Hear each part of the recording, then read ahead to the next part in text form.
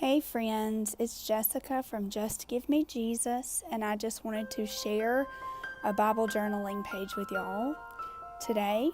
And I'm sorry if there's background noise. I'm sitting on my front porch because my family is very loud. I had put a swatch of colors that I'll be using on this page, but I will also list them below.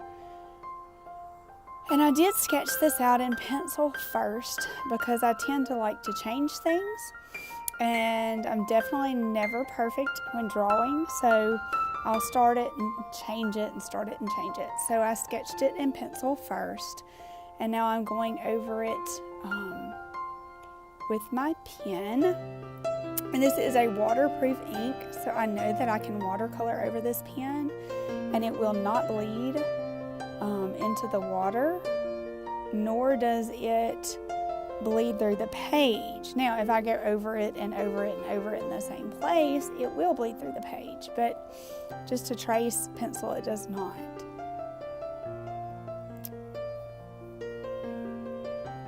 So I've been going through the Rescued Bible study by Sarah Koontz, and it is talking about the different names of God and what they mean for each person, or what they mean and their significance in different stories in the Bible.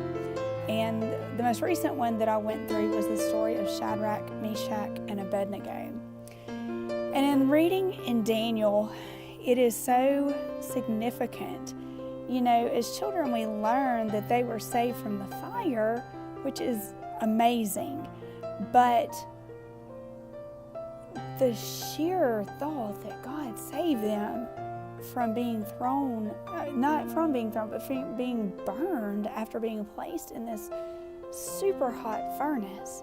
It is just such proof that God can take the most difficult circumstances and bring us through them for His good. Because Nebuchadnezzar hated God. He hated anything that didn't bow down to Him. And through this, God used the situation to bring Nebuchadnezzar to acceptance of worship of Yahweh. And that just completely amazes me and blows my mind. All right, now back to what I'm doing on the page. I used the cadmium yellow light first, and I let it dry a little bit, and then I added some potter's pink to the bottom. And I like the shading that it gives, but it wasn't quite as bright as I wanted. It was kind of looking a little brown with that yellow. So I came back and added Rhodite Genuine, which to me is a really pretty pinky color. On here it looks a little more red, but that's because it's mixed with the yellow.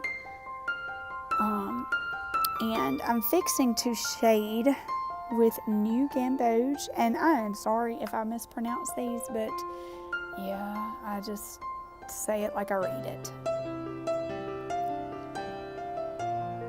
And I'm not going to talk all the way through this, so if you ever have a question about a video, just shoot me a message or find me on Instagram at Just Give Me Jesus and ask. I will tell you anything you want to know. I did draw the flower. I usually have questions about that.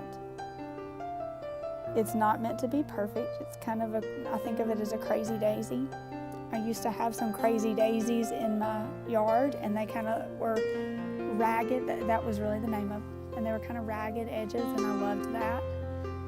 You never know what you're going to get. And I'm going back over that blue. That is Sleeping Beauty Turquoise Genuine. And I'm going back over it just because I didn't like the defined edges that I had there. I wanted it to be a little more muted.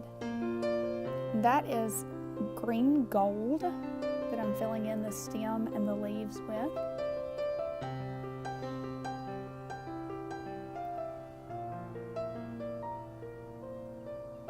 And now I'm adding Sap Green to give it some highlights, and I don't really care where it goes. I like to let it do its own thing, unless it just all pulls in one place, because I think that adds to the beauty of the watercolor. And I just love a little butterfly. And I know you don't see a lot of purple ones, but you know what? It's my Bible page, and I can make it what I want. So I added Imperial Purple, and then I went over that with a Duochrome Cactus flower.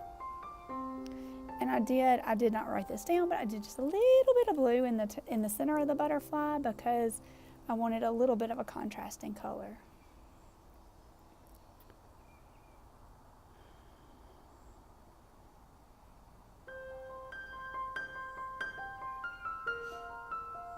And I find that when you're layering watercolor, it just adds a lot of depth and dimension if you do several layers. But many times you have to let those layers dry before you can go back and add more layers. But I like the imperfect look of the layers of added watercolor.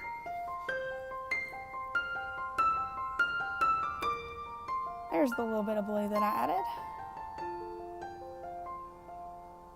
It really wasn't much. Like if you're looking at it, you might not even be able to tell there's blue in the center of that butterfly.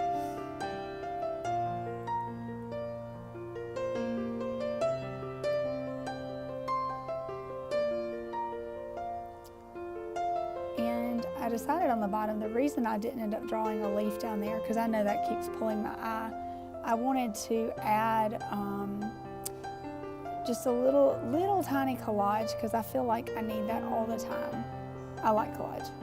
Almost every page has a collage on it, most anyway.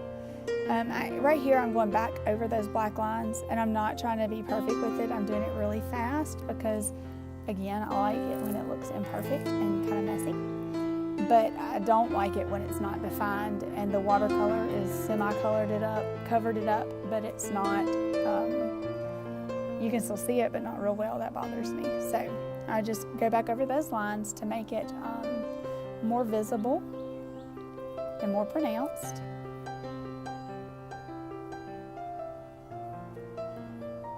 And again, this is from verse 29 when Nebuchadnezzar says, "Therefore I make a decree, any people, nation, or language that speaks anything against the God of Shadrach, Meshach, and Abednego shall be torn limb from limb, and their houses laid in ruins. For there is no other God who is able to rescue in this way." And we know there is no other God that is real. Only Yahweh. Only the God of Abraham, Isaac. And this I'm doing with a little stamp, just a date stamp to add the date. And I realized that the corner up there was really drawing my eyes, so I just added a little bit of blue up there.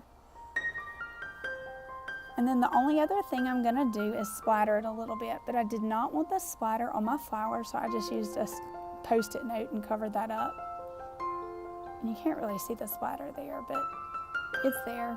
I used the Rhodite Genuine. So there's my